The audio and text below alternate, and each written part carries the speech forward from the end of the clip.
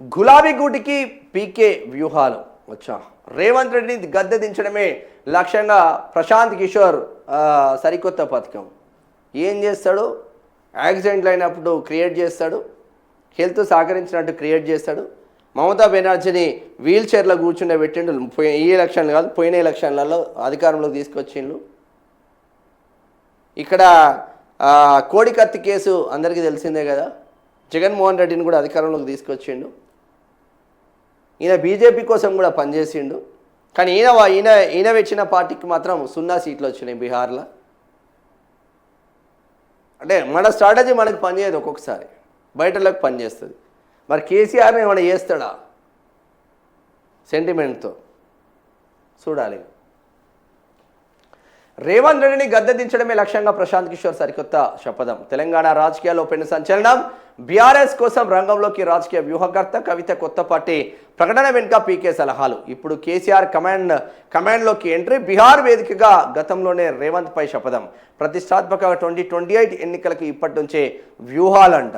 ప్రశాంత్ కిషోర్ బీఆర్ఎస్కు పనిచేస్తాడంట. మరి ఏం పనిచేస్తుండో ఏం పనిచేస్తలేడో చూసే ప్రయత్నం చేద్దాం. తెలంగాణ రాజకీయ క్షేత్రంలో మునుపెన్నడూ లేనంతగా సమీకరణాలు వేగంగా మారుతున్నాయి. అసెంబ్లీ 2028 అసెంబ్లీ ఎన్నికల్లో రాబోయే 2028 అసెంబ్లీ ఎన్నికల్లో అధికారాన్ని తిరిగి హస్తగతం చేసుకోవడమే లక్ష్యంగా గులాబీ అధినేత కేసీఆర్ సరికొత్త పావులు కదుపుతున్నారు.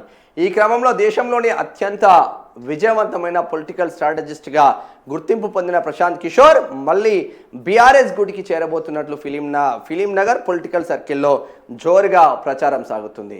అన్నీ అనుకూలిస్తే సీఎం రేవంత్ రెడ్డి నేతృత్వంలోని కాంగ్రెస్ సర్కార్ను గద్దె దించడమే సింగిల్ పాయింట్ ఎజెండాగా పీకే తన వ్యూహాలకు పదును పెట్టబోతున్నట్లు తెలుస్తుంది. కవిత కొత్త పార్టీ వెనుక పీకే హస్తం. ఇటీవల ఢిల్లీ లిక్కర్ స్కామ్ కేసు నుంచి బయటకు వచ్చిన అనంతరం కల్వకుంట్ల కవిత తెలంగాణ జాగృతిని ఒక రాజకీయ శక్తిగా మారుస్తూ కొత్త పార్టీ దిశగా అడుగులు వేస్తున్నట్లు ప్రకటించిన సంగతి తెలిసిందే.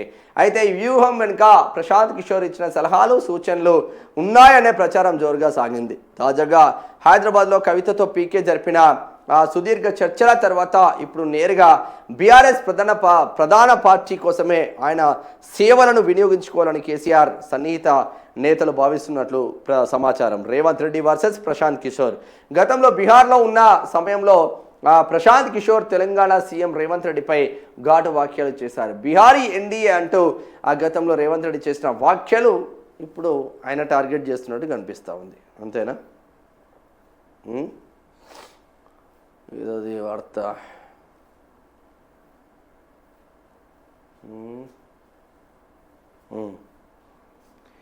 తీవ్రంగా తప్పుపట్టిన పీకే వచ్చే ఎన్నికల్లో నేనే స్వయంగా తెలంగాణకు వచ్చి రేవంత్ రెడ్డిని ఓడిస్తాను అంటూ శపథం చేశారు. ప్రస్తుతం బీహార్లోని పాట్నా శివార్లో ఉన్న నవనిర్మాణ్ ఆశ్రమంలో ఉంటున్న పీకే కేసీఆర్ పిలుపు ఇస్తే రేవంత్ను ఓడించడమే లక్ష్యంగా తెలంగాణకు వెన్నుదనగా నిలిచేందుకు సిద్ధంగా ఉన్నట్లు టాక్. 2028 సమరానికి ఇప్పటి నుంచే స్కెచ్. ఒకవేళ జమ్లీ ఎన్నికలు రాకుంటే తెలంగాణలో 2028లో, ఏపీలో 2029లో అసెంబ్లీ ఎన్నికలు జరగనున్నాయి. అధికారం నిలబెట్టుకోవాలని కాంగ్రెస్ ఎలాగైనా తిరిగి పీఠం దక్కించుకోవాలని బీఆర్ఎస్ ప్రయత్నిస్తున్నాయి. ఈ నేపథ్యంలో పీకే ఎంట్రీ ఇస్తే తెలంగాణ రాజకీయం మరింత రసవత్తరంగా మారడం ఖాయం. అయితే దీనిపై బీఆర్ఎస్ శ్రేణుల నుంచి కానీ ప్రశాంత్ కిషోర్ టీం నుంచి కానీ అధికారిక ప్రకటన ఇప్పటి వరకు రాలేదంట. ఇక మరి రేవంత్ గెలుస్తాడా? కేసీఆరే 80,000 పుస్తకాలు చదివిండు. ప్రశాంత్ కిషోర్ ఎందుకే కేసీఆర్కు? చూడాలి మరి ఎట్టుంటుంది.